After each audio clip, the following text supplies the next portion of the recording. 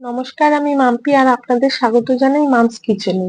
এই গরমে আমরা এমন খাবার খুঁজি যেটা খেলে আমাদের পেটও ঠান্ডা থাকবে এবং হজম শক্তিও ভালো হবে। তাহলে চলুন চটজলদি তৈরি করা যায় এমন একটি রেসিপি বানিয়ে ফেলি। সেটি হলো রায়তা। এটি খুব খেতেও সুস্বাদু হয় এবং আমাদের শরীরও ঠান্ডা রাখে। গরমে এটি খুবই ভালো একটি রেসিপি। তো চলুন তৈরি করে ফেলি। সবার প্রথমে আমাদের যেটি করতে হবে, আমি এখানে 200 গ্রাম মতন দই নিয়ে নিয়েছি রায়তা করার জন্য।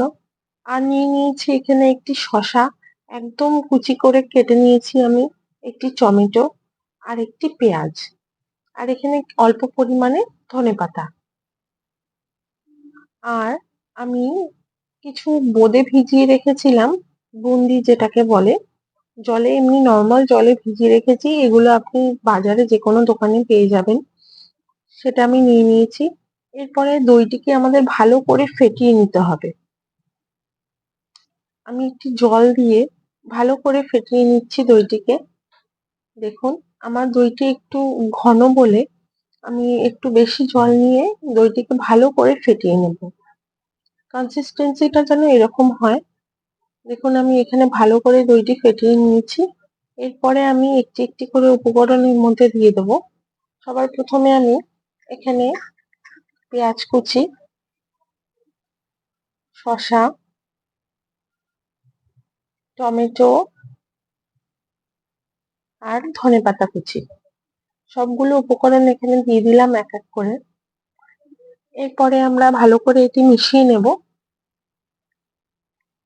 দেখুন, আমি এরকম ভাবে মিশিয়ে নিচ্ছি চামচের সাহায্যে। মিশিয়ে নেওয়া হয়ে গেলে এরপরে আমরা এর মধ্যে পরিমাণ মতন বিট লবণ,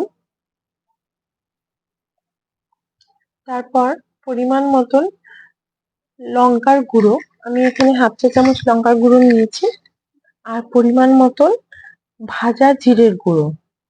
ভাজা জিরে গুঁড়ো দিলে টেস্টটা খুব ভালো লাগে। এগুলো সব দিয়ে আমি ভালো করে মিশিয়ে নেব। এরপরে আমার যে ভেজানো বোঁদেগুলো ছিল সেগুলো আমি দিয়ে দেবো। বোঁদে আপনি দিতেও পারেন, নাও দিতে পারেন, অপশনাল।